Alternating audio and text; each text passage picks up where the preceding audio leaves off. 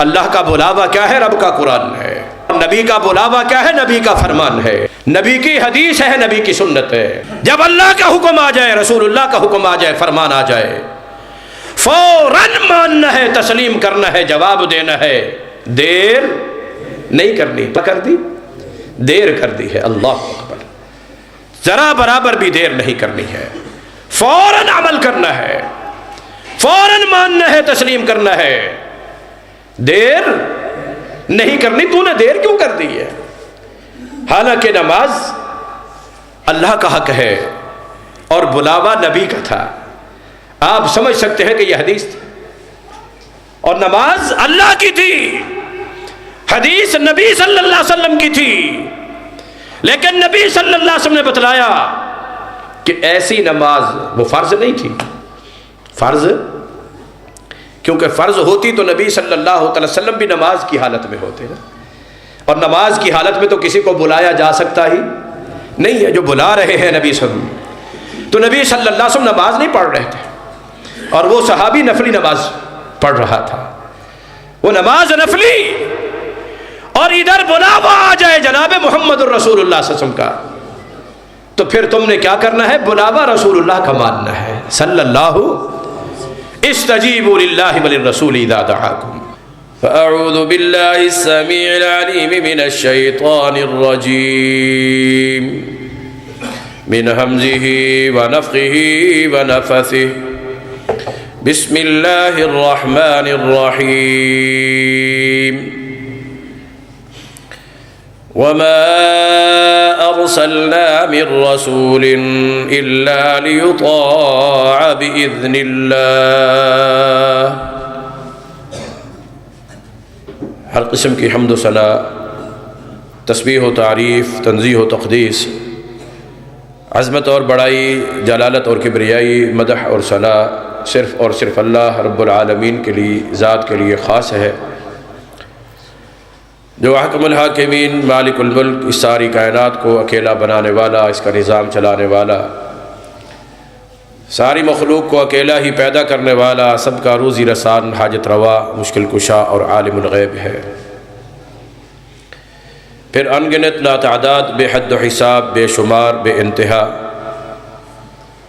صلاۃ اور سلام تمام انبیاء کرام علیہم الصلاۃ والسلام کے لیے، بالخصوص سب سے زیادہ امام الانبیاء جناب محمد الرسول اللہ صلی اللہ تعالی علیہ وآلہ وصحبہ وسلم کی ذات گرامی کے لیے۔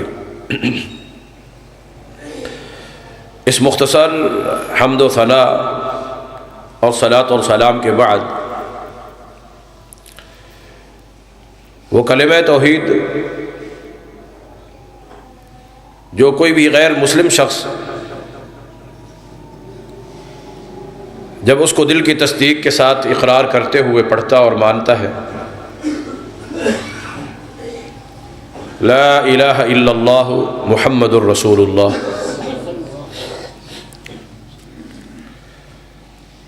ایسا کلمہ کہ جو انسان کو کفر سے نکال کر اسلام میں داخل کر دیتا ہے۔ اس کے دو بنیادی جز اور حصے ہیں۔ پہلا ہے لا الہ الا اللہ، اور دوسرا ہے محمد الرسول اللہ صلی اللہ علیہ وسلم۔ ہر مومن کے لیے، مسلمان کے لیے اس کلمے کا پڑھنا بھی لازمی، اس کا معنی اور مفہوم سمجھنا بھی لازمی اور ضروری، اور اس کے مطابق اپنا ایمان اور عقیدہ وہ بھی بنانا لازمی ہے، اور ان سب سے بڑھ کر سب سے زیادہ پھر اس کے مطابق عمل کرنا لازم اور ضروری ہے۔ کچھ لوگوں کے ہاں ایمان صرف لا الہ الا اللہ کے کہنے کا نام ہے، بس کہہ دیا تو مومن ہو گیا، اور کچھ بزرگ یہ فرماتے ہیں اس کو زبان سے ادا بھی کرنا ہے، کہنا بھی ہے، اقرار بھی کرنا ہے، اور ساتھ دل کی تصدیق بھی ہو، اس کو سچا بھی سمجھنا ہے، یقینی بھی ماننا ہے، دل میں تصدیق ہو، دل میں کسی قسم کا کوئی شک اور شبہ نہ ہو، قول بھی تصدیق بھی، بس ایمان آ گیا۔ جبکہ صحیح سلف صالحین اہل الحدیث کے نزدیک صرف قول ضروری نہیں ہے، تصدیق ہی ضروری نہیں ہے، عمل بھی ایمان میں شامل اور داخل۔ جب اقرار کر لیا ہے، دل میں سچا مان لیا ہے، تو پھر اس کے مطابق عمل بھی ہونا چاہیے۔ کلمے کو کہنا بھی ضروری ہے زبان سے، دل میں تصدیق بھی ضروری ہے، اور اس کے مطابق عمل کرنا بھی ضروری ہے۔ پہلے حصے میں یہ بات بتائی گئی ہے کہ لا الہ الا اللہ، اس ایک اکیلے اللہ رب العالمین کے علاوہ کوئی اور الہ اور معبود برحق نہیں ہے، جس سے یہ پتہ چلتا ہے کہ اللہ رب العالمین اکیلا وحدہ لا شریک ہی عبادت کا حقدار ہے۔ ہم مخلوق ہیں، اللہ رب العالمین نے ہمیں کس لیے پیدا کیا؟ وما خلقت الجن والانس الا لیعبدون، صرف اور صرف اپنی عبادت کے لیے پیدا کیا۔ ہماری دنیا کے اندر پیدا ہونے کا اور پیدائش کا مقصد صرف اور صرف اللہ رب العالمین کی عبادت کرنا ہے۔ ہم عبادت کرنے کے لیے ہیں، اور اللہ کس لیے ہے؟ عبادت کرانے کے لیے ہے۔ وہ ذات جو عبادت کے لائق اس پوری کائنات میں، وہ اللہ رب العالمین کی ہے۔ اور دوسرا حصہ ہے محمد الرسول اللہ صلی اللہ علیہ وسلم۔ اللہ کی عبادت کرنی ہے، کیسے کرنی ہے؟ جیسے تمہارے اپنے ذہن میں آئے، عقل میں آئے، ویسے کرنی ہے۔ اللہ تبارک و تعالیٰ کی عبادت جیسے اپنے قریبی رشتہ داروں کو، کنبے قبیلے والوں کو، برادری اور رشتہ داروں کو اللہ کی عبادت کرتے ہوئے دیکھیں، بس ویسے ہی شروع ہو جائے۔ جس خاندان میں پیدا ہوئے، مثال کے طور پر اگر وہ یہودیوں کا ہے، جیسے یہودی لوگ اللہ کی عبادت کر رہے ہیں، ویسے تم نے عبادت کرنی ہے۔ اگر کوئی انسان پیدا ہوا ہے عیسائیوں کے گھر میں، عبادت وہ بھی اللہ کی کرتے ہیں، لیکن کیا اس طرح کرنی ہے جس طرح عیسائی لوگ کرتے ہیں؟ جتنے بھی لوگ اللہ کو ماننے والے بھی ہیں، اللہ کے نبیوں اور رسولوں کو ماننے والے بھی ہیں، مگر اس آخری امت میں ان کی طرح عبادت نہیں کرنی ہے اللہ تبارک و تعالیٰ کی۔ محمد الرسول اللہ صلی اللہ علیہ وسلم کہ اب اللہ کی عبادت کیسے کرنی ہے؟ جیسے اللہ کے بھیجے ہوئے رسول محمد صلی اللہ علیہ وسلم بتائیں گے۔ اپنی مرضی سے نہیں کرنی، اپنی چاہت سے نہیں کرنی، اپنی خواہش سے نہیں کرنی ہے۔ جیسے جناب محمد الرسول اللہ صلی اللہ علیہ وسلم، رسول کا معنی کیا ہوتا ہے؟ پیغام لے کر آگے پہنچانے والا۔ اور ایک بات اور بھی سمجھ لیجئے کہ اللہ رب العالمین کے پیغام کو اس کی مخلوق تک پہنچانے کے لیے اللہ تبارک و تعالیٰ کسی ایسے ویسے آدمی کو اپنا پیغام دے کر نہیں بھیجتا ہے۔ میں نے اور آپ نے بھی کوئی اپنا پیغام، کوئی اپنا سنیہا کسی دور والے شخص کے پاس بھیجنا ہو، ایسے کسی راہ گزرنے والے کو ہم اپنا پیغام دیتے نہیں۔ اپنا سنیہا بس کوئی بندہ جو ادھر جا رہا ہے، یار ہمارا بھی پیغام دے دینا، ہمارا بھی سنیہا دے دینا، نہیں۔ ہم بھی جانچتے ہیں، پرکھتے ہیں، دیکھتے ہیں کہ یہ بندہ ہمارے پیغام کو سمجھ کر صحیح طور پر پہنچانے کے لائق ہے یا نہیں ہے۔ ہم بھی ایسے کسی آنے جانے والے ایرے غیرے کو اپنا سنیہ اور پیغام دیتے نہیں، دیکھ بھال کے، چن کے، منتخب کر کے۔ تو اللہ رب العالمین نے بھی اپنے پیغام کو اس آخری امت میں قیامت تک انسانوں تک پہنچانے کے لیے ایسے ویسے کسی بندے کو پیغام نہیں دیا، اللہ رب العالمین نے اس مقصد کے لیے چنا ہے، منتخب کیا ہے، تو محمد الرسول اللہ صلی اللہ علیہ وسلم کو۔ یہ رسول ایسے نہیں ہوتے ہیں، پیغمبر ایسے نہیں ہوتے ہیں۔ وَكَذَلِكَ يَجْتَبِي مِن رُّسُلِهِ مَن يَشَاءُ، یہ اللہ کا انتخاب اور اللہ کا چناؤ ہوتا ہے، اللہ چن چن کے منتخب کر کے بھیجتا ہے، ایسے نہیں ہے۔ اور یہ بات بھی ذہن میں رکھیے گا، دنیا میں اگر کوئی قرآن کا حفظ کرنا چاہتا ہے، مدرسے موجود ہیں، وہاں جا کر بچہ پڑھتا ہے، استاد پڑھاتے ہیں، اور پڑھنے پڑھتے محنت کرتے کرتے بچہ قرآن مجید کا حافظ بن جاتا ہے۔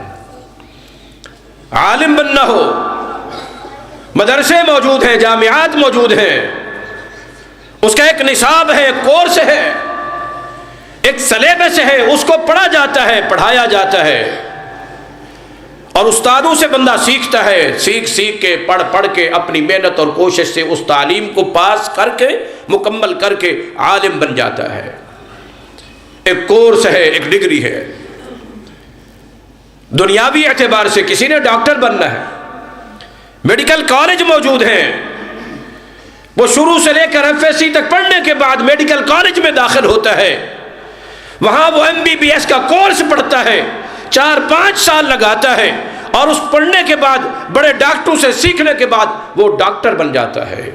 انجینئر بننا ہے، انجینئرنگ کے کالج موجود ہیں، وہاں وہ تعلیم حاصل کر کے، کورس پورا کر کے، اس کا امتحان دے کے انسان ڈگری حاصل کر کے انجینئر بھی بن جاتا ہے۔ لا کالج ہیں، یونیورسٹیاں ہیں، وہاں پر قانون پڑھ کر انسان وکیل بھی بن جاتا ہے، جج بھی بن جاتا ہے، اور مختلف کورس ہیں، وہ کرنے کے بعد انسان AC، DC، جج، مجسٹریٹ، اور اس انداز کے عہدوں پر پہنچ جاتا ہے اپنی محنت سے، اپنی کوشش سے۔ اور ہاں، یہ بتا رہا تھا کہ مدرسے میں جا کر عالم بھی بن جاتا ہے، حافظ بھی بن جاتا ہے۔ قرات کا ایک کورس ہوتا ہے، اس کورس کو کرنے کے بعد ایک حافظ وہ قاری بن جاتا ہے۔ عالم بننے کے بعد ایک مفتی کا کورس ہوتا ہے، انسان مفتی کا کورس کرنے کے بعد وہ مفتی بن جاتا ہے۔ تخصص کا کورس کرنے کے بعد وہ فقیہ بن سکتا ہے، مجتہد بن سکتا ہے۔ اور اسی طرح قاضی کا ایک کورس ہوتا ہے، وہ کرنے کے بعد انسان قاضی بھی بن جاتا ہے۔ یہ ایک تعلیم ہے، اس کے لیے ادارے ہیں، اور اس مقام تک پہنچنے کے لیے انسان اپنی محنت سے، اپنی کوشش سے، استادوں سے پڑھ لکھ کر، تجربے حاصل کر کر کے اس مقام تک انسان پہنچ جاتا ہے۔ لیکن نبوت والا مقام، رسالت والا مقام ایسا مقام ہے کہ دنیا میں کوئی مدرسہ نہیں ہے، کوئی یونیورسٹی نہیں ہے، کوئی کالج نہیں ہے، کوئی ادارہ ایسا نہیں ہے جہاں نبوت کا کورس کرایا جاتا ہو، جہاں کوئی ایسی تعلیم ہو، جہاں کوئی ایسا سلیبس ہو جو پڑھنے کے بعد انسان نبی بن کے آ جائے۔ نہیں نہیں، ایسا نہیں ہوا کرتا۔ یہ تو وہ اعزاز ہے، یہ تو وہ عزت ہے، یہ تو وہ درجہ اور مقام ہے جو اللہ جسے چاہتا ہے اسے آپ عطا کر دیتا ہے، آپ عطا کر دیتا ہے۔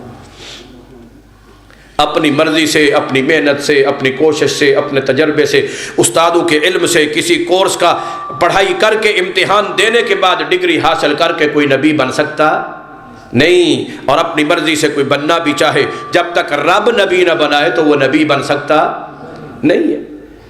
مرزا غلام قادیانی نے کتنا زور لگایا ہے، کتنی کتابیں لکھی، کتنے لوگوں کو جھوٹے سچے الہام سنائے، کتنے جھوٹے لوگوں کو خواب دھلائے، اور اپنی طرف سے اپنے آپ کو خود ہی کہتا رہا۔ جو اللہ کا سچا نبی اور رسول ہوتا ہے اسے آپ نہیں کہنا پڑتا، اللہ تبارک و تعالیٰ کہلوا دیتا ہے، اور اپنی مرضی سے کوئی نبی نہیں بنتا۔ امام الانبیاء جناب محمد الرسول اللہ صلی اللہ علیہ وسلم پر جب پہلی وحی نازل ہوئی تو میرے نبی صلی اللہ علیہ وسلم کو جبرائیل نے آ کر بھیجا تھا، اور جب پھر ڈال کے زور سے، جس کی وجہ سے نبی فرماتے حتی بلغ من الجحد مجھے بہت تکلیف ہوئی۔ اور وہ جو تکلیف دوبارہ جبرائیل نظر آیا تو نبی سم گھبرائے ہوئے گھر واپس آ گئے کہ آج پھر دوبارہ وہ آ گیا ہے، میرے اوپر کوئی اور ذمہ داری ڈالی جائے گی۔ اور نبی صلی اللہ علیہ وسلم چاہتے تھے کہ یہ ذمہ داری میرے اوپر نہ ڈالی جائے۔ نبی صلی اللہ علیہ وسلم کے نہ چاہنے کے باوجود بھی اللہ تبارک و تعالی نے یہ نبوت اور رسالت کا تاج محمد الرسول اللہ صلی اللہ علیہ وسلم کو پہنایا یا نہیں پہنایا؟ یہ اللہ کا انتخاب ہوتا ہے، اللہ چنتا ہے جسے چاہتا ہے نبی بناتا ہے۔ اپنے شوق سے، اپنی مرضی سے، اپنی محنت سے، اپنی کسب یا تعلیم سے کبھی کوئی نبی بن سکتا نہیں، اور نہ ہی یہ کوئی ایسا مقام ہے کہ جو انسان اپنے تجربات کی بنیاد پر حاصل کرے۔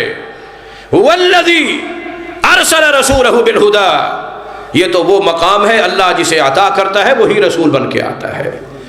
اللہ نبی بناتا ہے، اللہ رسول بنا کے بھیجتا ہے، یہ اللہ کا انتخاب ہوتا ہے۔ نبی اللہ کا چنا ہوا ہوتا ہے، من المصطفین الاخیار، جو اللہ کے ہاں سب سے بہترین اور عمدہ بہترین لوگ ہوتے ہیں، اللہ ان کو چن کے منتخب کر کے یہ نبوت والا مقام عطا فرماتا ہے۔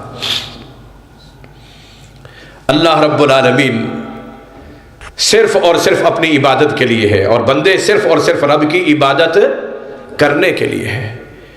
نبی کس لیے آتا ہے؟ رسول کس لیے آتا ہے؟ یہ اللہ کے پیغام کو اللہ کے بندوں تک پہنچانے کے لیے۔ اور ایک اور بات بھی، ہم کسی کو پیغام دے کر قاصد بنا کر بھیجتے ہیں، اگلے بندے کے پاس پہنچ کر جب یہ بندہ بات اس کو بتا رہا ہوتا ہے، میرا اور آپ کا پیغام آگے پہنچا رہا ہوتا ہے، وہ جو پیغام پہنچا رہا ہوتا ہے وہ اس قاصد کی اپنی بات ہوتی ہے یا پیغام دے کر بھیجنے والے کی ہوتی ہے؟ جی، پیغام دے کر بھیجنے والے کی ہوتی ہے، وہ اس کی اپنی نہیں۔ اس لیے امام الانبیاء جناب محمد الرسول اللہ صلی اللہ علیہ وسلم کو جب اپنے اللہ نے اپنا پیغمبر بنا کے بھیجا، اپنا رسول بنا کے بھیجا، اپنا قاصد بنا کے بھیجا، تو اب رسول اللہ صلی اللہ علیہ وسلم جو بھی اللہ کا پیغام آ کر ہم تک پہنچائیں گے وہ نبی صلی اللہ علیہ وسلم کی اپنی بات نہیں ہوگی، وہ در حقیقت کس کی ہوگی؟ اللہ تعالیٰ کی ہوگی۔ اسی لیے تو اللہ رب العالمین نے فرمایا وَمَا يَنطِقُ عَنِ الْهَوَىٰ إِنْ هُوَ إِلَّا وَحْيٌ يُوحَىٰ، یہ اپنی چاہت سے نہیں بولتے، اپنی خواہش و مرضی سے نہیں بولتے، اپنے شوق سے نہیں بولتے، جو بولتے ہیں وہ اللہ کی وحی ہوا کرتی ہے، اللہ تعالیٰ کی وحی ہوا کرتی ہے۔ نبی اور رسول کس لیے ہوتا ہے؟ اللہ اکبر، قرآن کریم میں اللہ نے بیان فرمایا وَمَا أَرْسَلْنَا مِن رَّسُولٍ إِلَّا لِيُطَاعَ بِإِذْنِ اللَّهِ، سورہ نساء کہ رسول ہوتا ہی اس لیے ہے اس کی اطاعت کی جائے، اس کی تابعداری کی جائے، فرما برداری کی جائے۔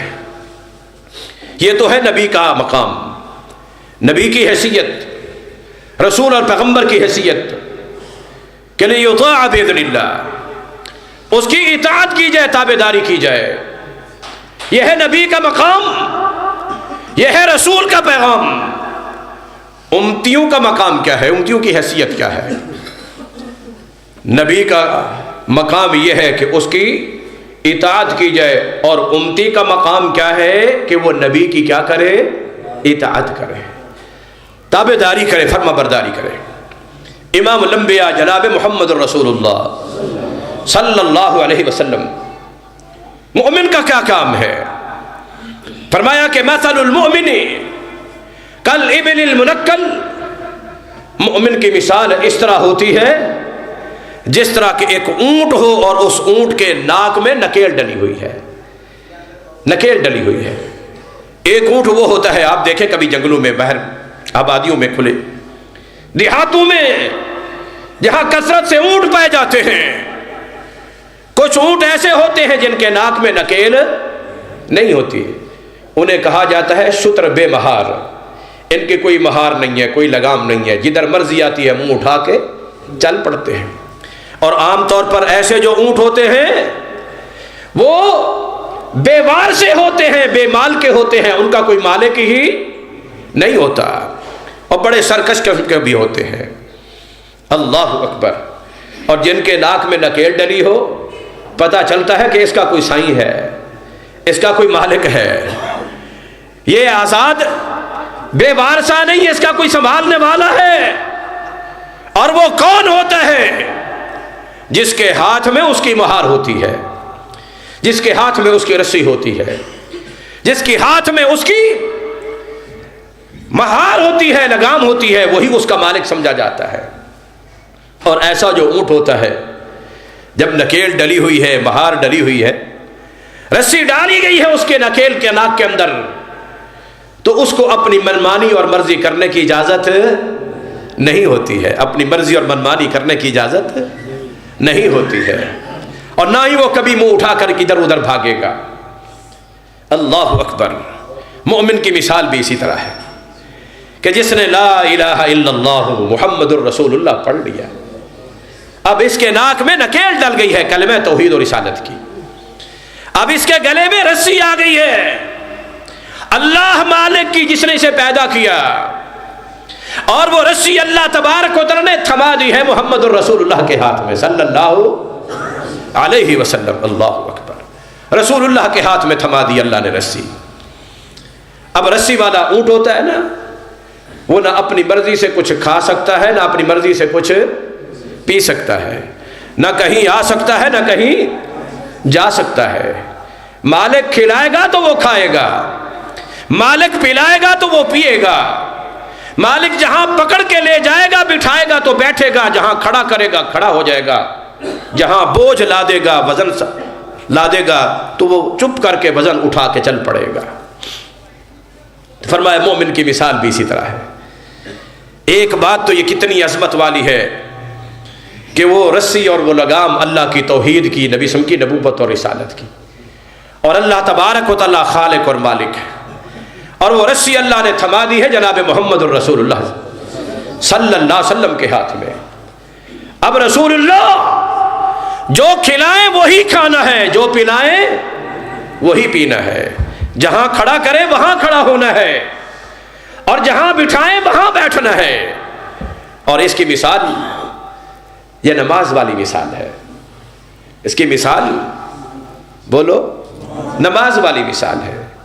جب اللہ نے اور رسول اللہ نے حکم دیا قیام کرنا ہے، کھڑے ہونا ہے تو کھڑے ہو جانا ہے، جب حکم ملا ہے ورکعوا رکوع کرو تو رکوع کرنا ہے، جب حکم ملا سجدے میں چلے جاؤ، اپنی پیشانی زمین پہ ٹکا دو اس خالق و مالک کے سامنے، تو مومن کیا کرتا ہے؟ اپنی پیشانی کو جھکا دیتا ہے، ہاں تھوڑا سا سر اٹھا، اب تھوڑی دیر بیٹھ، بیٹھنے میں اپنی مرضی بھی بولو، سجدہ کر کے وہیں سے ہی نیچے چلا جائے، جیسے بعض لوگ جلدی میں چلے جاتے ہیں، نہیں اٹھ کے بیٹھنا ہے۔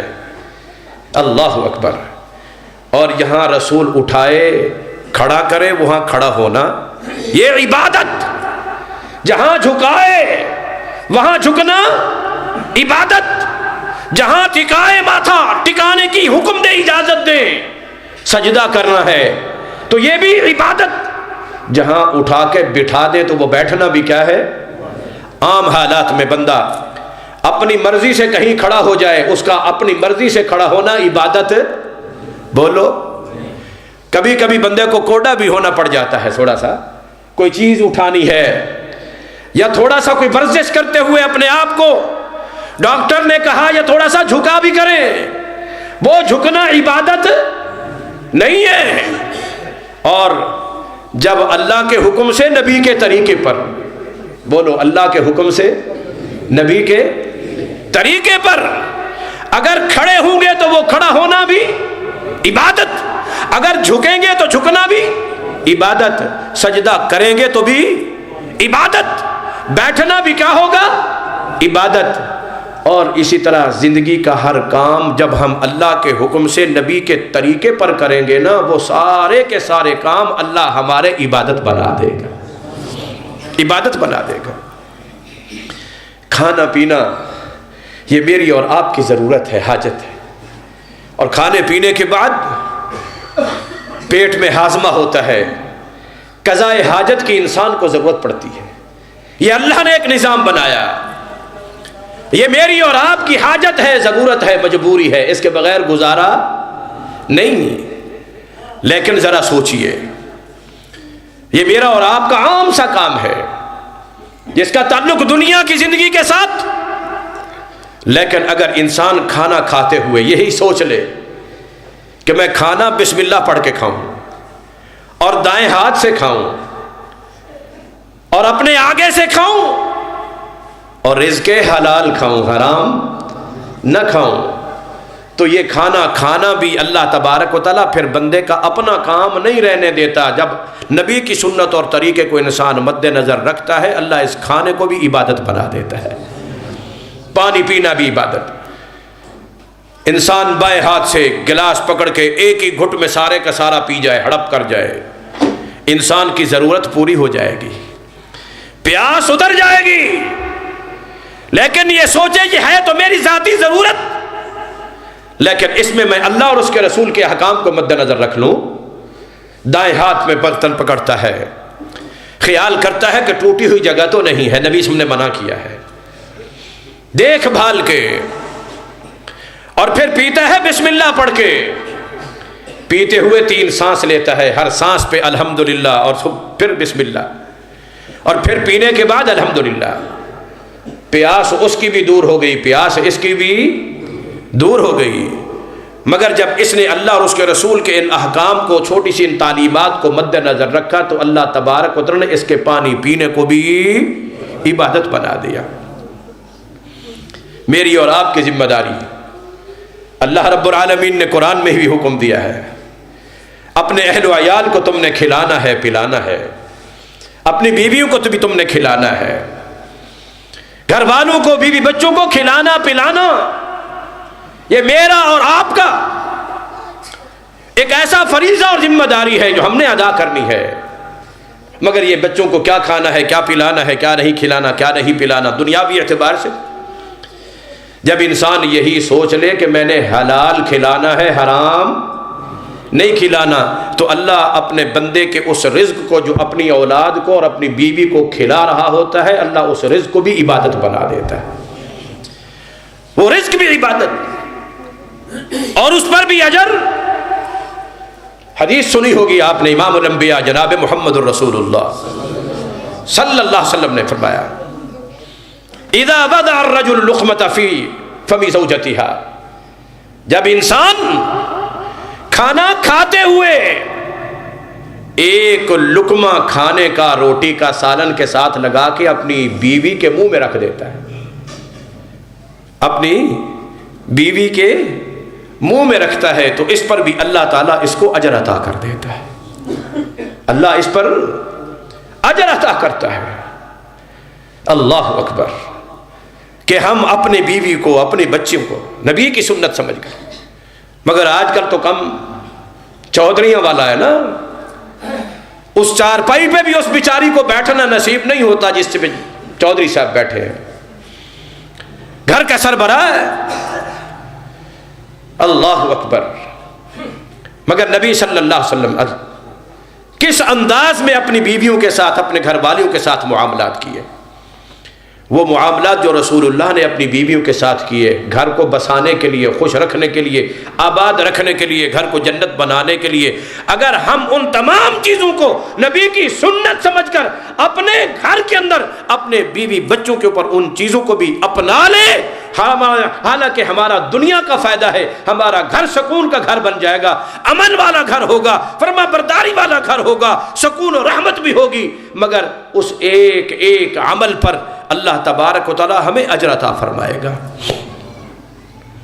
نفسانی چاہت اور خواہش، اللہ نے ایک سلسلہ رکھا ہے میاں بیوی کا، نبی صلی اللہ علیہ وسلم فرماتے ہیں اللہ اس پر بھی اجر عطا فرماتا ہے، اس پر بھی اللہ تعالی اجر عطا فرماتا ہے۔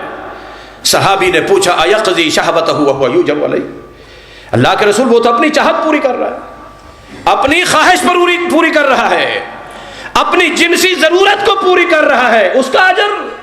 فرمایا ہاں، اگر یہی حاجت اور ضرورت کسی ایسی جگہ پر جا کر کرتا جو نہ حق تھا اس کے لیے، اس پر گناہ ہوتا یا نہ ہوتا، جب وہاں غلط، خلاف شریعت، خلاف سنت، دین سے ہٹ کر، نبی کے طریقے سے ہٹ کر اپنی چاہت کو، اپنی شہوت کو، اپنی چاہت کو، اپنی خواہش کو انسان جا کر پورا کرے، گناہ، بدکاری، زنا، اور اس کی جرم اور سزا بہت بڑی ہے۔ اسی طرح جہاں اللہ نے حق دیا، کیا؟ اللہ اکبر، الا علی ازواجہم او ما ملکت ایمانہم، جہاں اللہ نے حق دیا ہے، جب وہ اللہ کا دیا ہوا حق اختیار کر رہا ہے اور اپنی شہوت کو بھی، اپنی چاہت کو بھی اللہ اور اس کے رسول کے بتائے ہوئے طریقے پر پوری کرنے کی کوشش کرتا ہے، کوئی غلط راستہ اختیار نہیں کرتا، تو اللہ اس پر بھی اس بندے کو اجر عطا فرما دیتا ہے، اللہ اس کو بھی عبادت بنا دیتا ہے۔ اللہ اکبر، الا لیطاع باذن اللہ، نبی اس لیے ہوتا ہے، رسول اس لیے ہوتا ہے کہ اس کی اطاعت کی جائے، تابعداری کی جائے، فرما برداری کی جائے، اس لیے ہوتا ہے، اس لیے نہیں ہوتا کہ اپنی منمانی کی جائے، اپنی مرضی کی جائے۔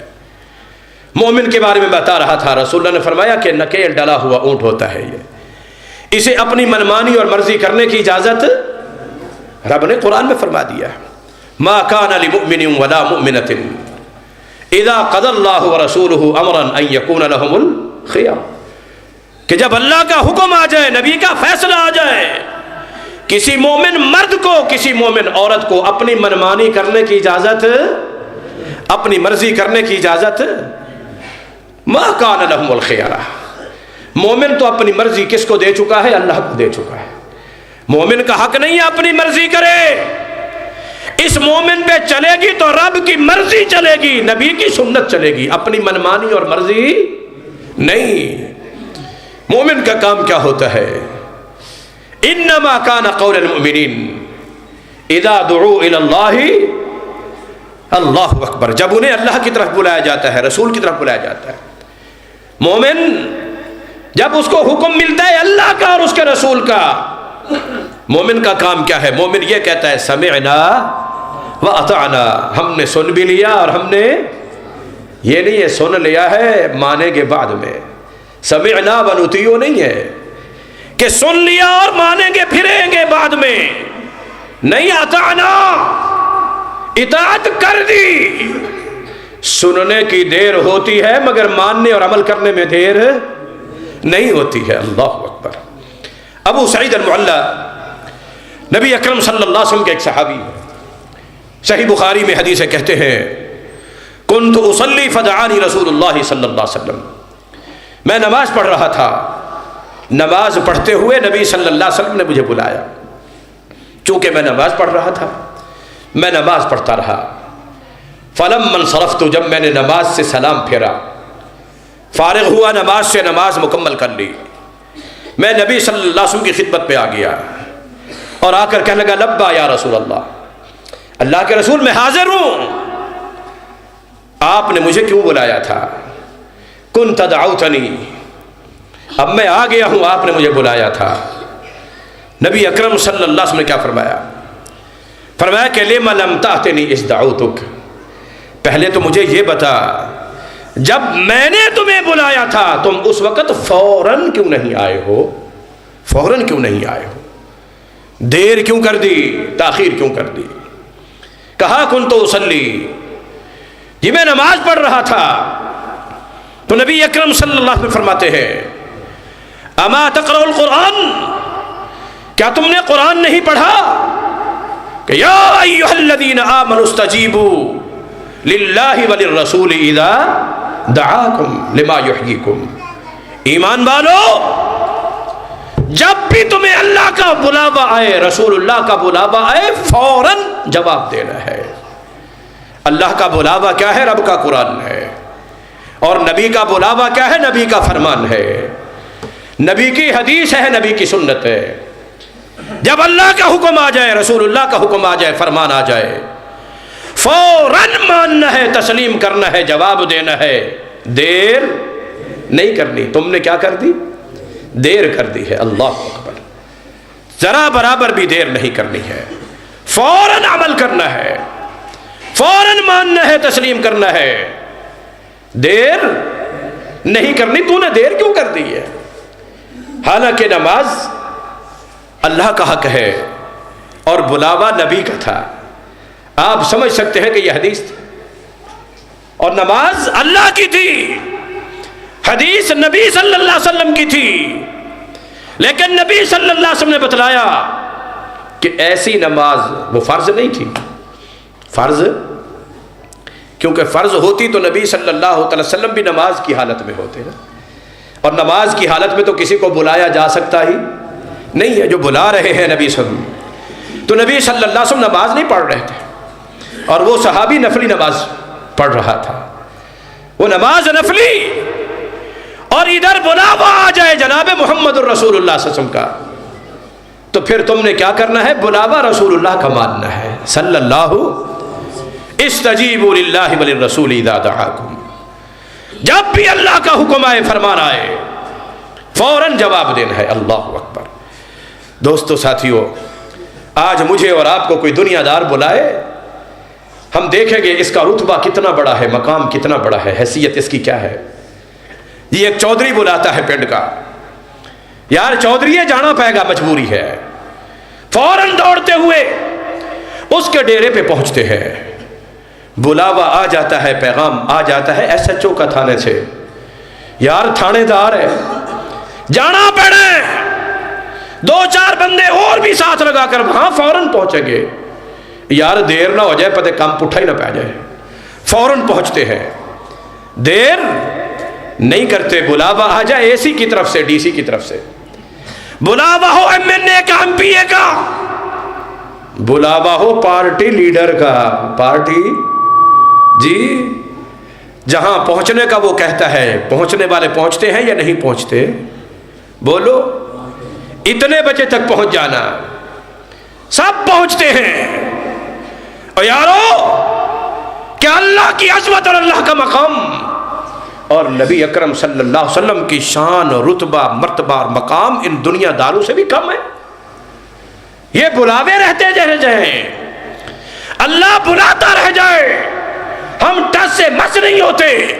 نبی بلاتا رہ جاتا ہے, ہم ٹس سے مس نہیں ہوتے. قرآن کی آیتیں آتی ہیں, ہمارے اوپر اثر نہیں ہوتا. نبی کے فرمان آتے ہیں, ہمارے ایمان میں کوئی فرق نہیں پڑتا.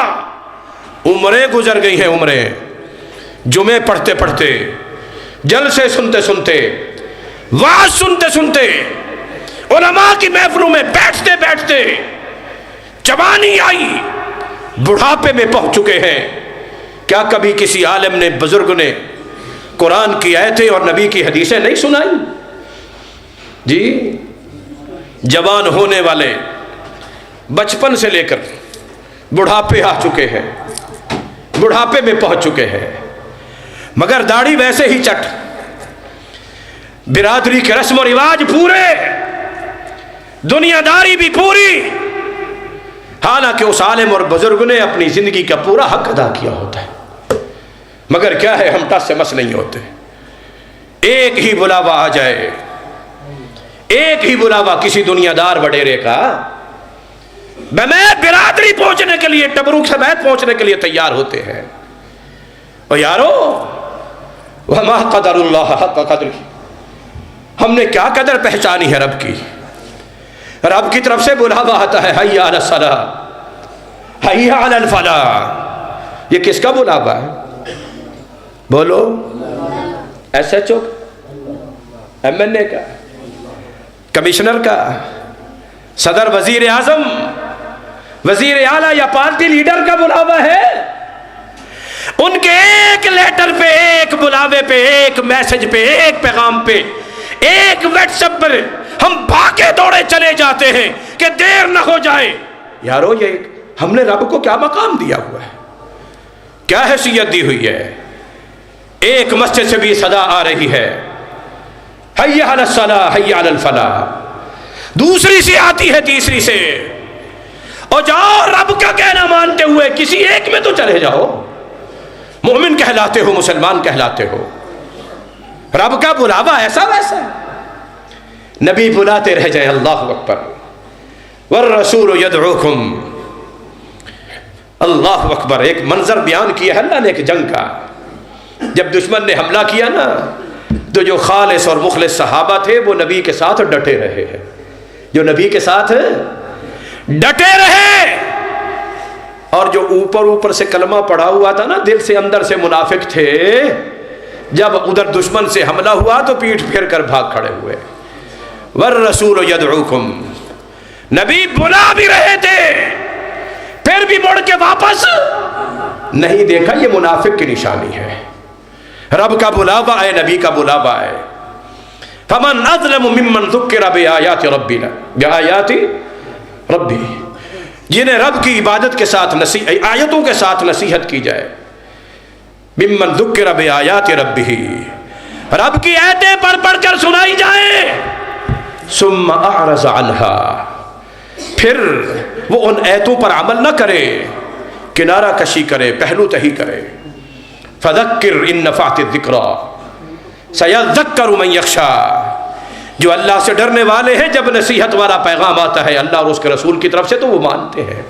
سمعنا سیذکر من یخشی، جن کے دلوں میں اللہ کا ڈر ہے، قیامت کے دن اللہ کے سامنے پیش ہونے کا یقین ہے، وہ تو فوراً مانتے ہیں، تسلیم کرتے ہیں۔ لیکن وَيَتَجَنَّبُهَا الْأَشْقَى، جو بڑے بڑے بدبخت ہیں نا، وہ قرآن کی بات اور حدیث کی بات کو سن کر منہ موڑ لیتے ہیں، پیٹ پھیر کر چلے جاتے ہیں۔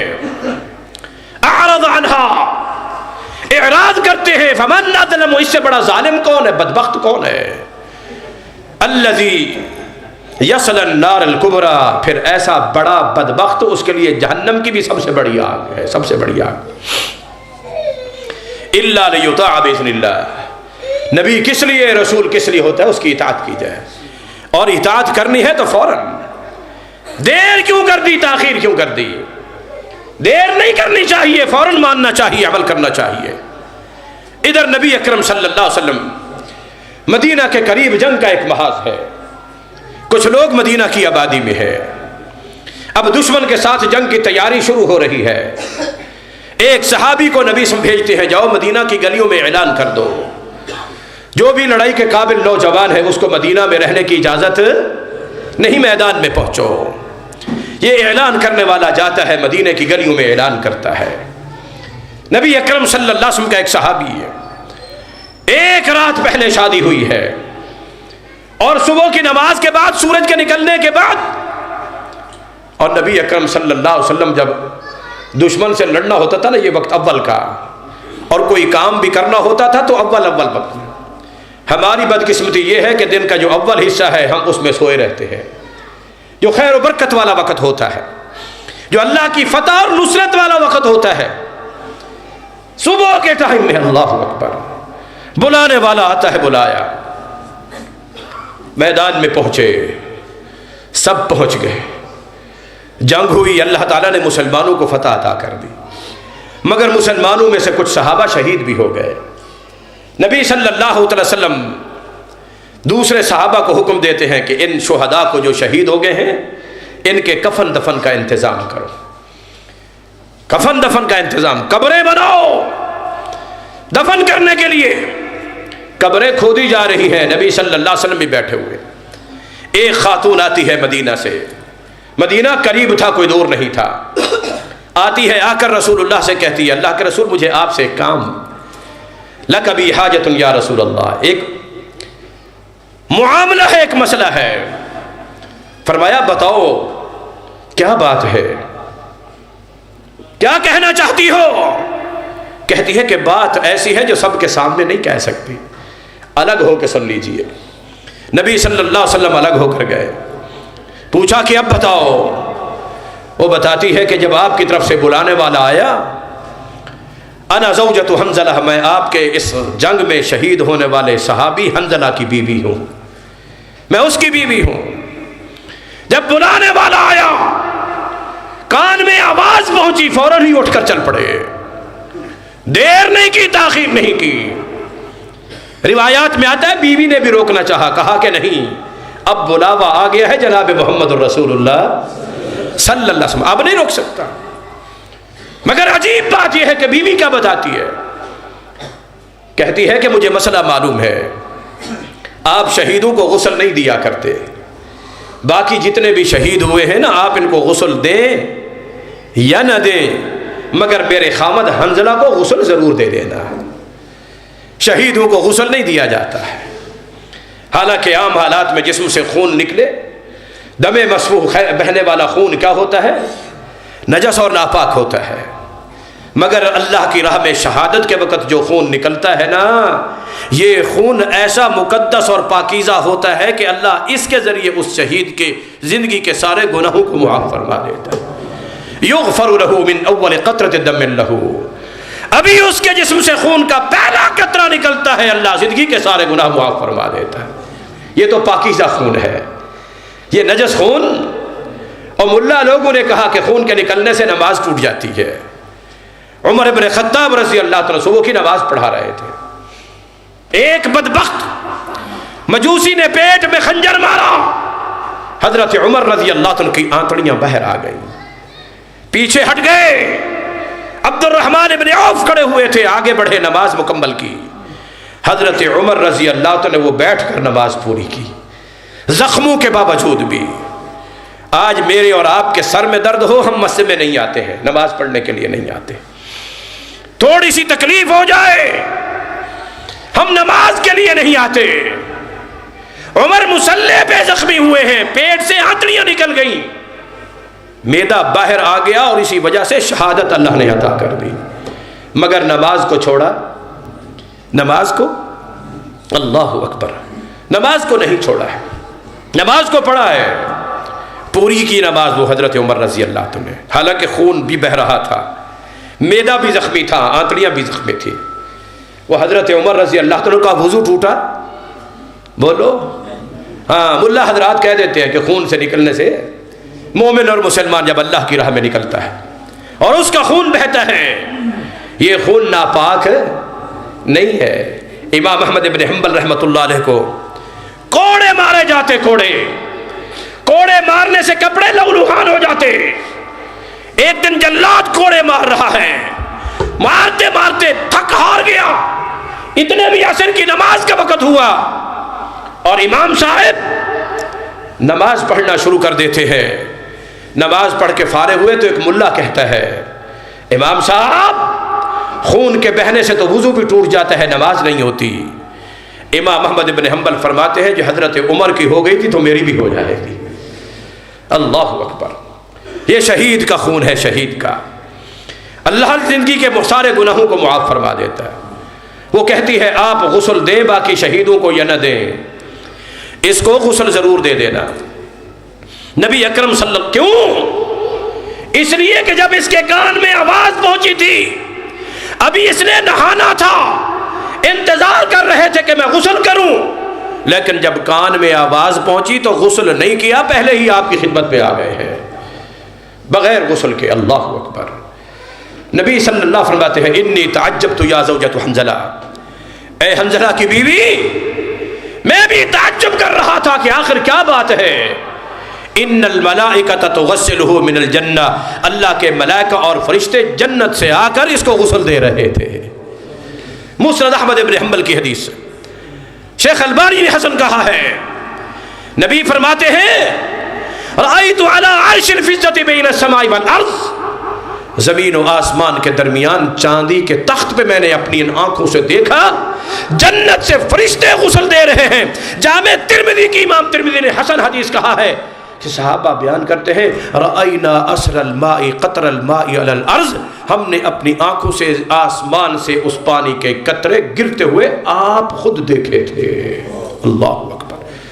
جب فوراً عمل کیا، دیر نہیں کی، تاخیر نہیں کی، نہانا بھی تھا تو اللہ نے جنت سے فرشتے بھیج کے غسل کروا دیا ہے۔ تو مومن کا حق یہ بنتا ہے جب بھی استجیبوا للہ وللرسول اذا دعاکم، اللہ کا حکم پہنچے یا رسول اللہ کا حکم پہنچے، پھر ماننا ہے، تسلیم کرنا ہے، دیر۔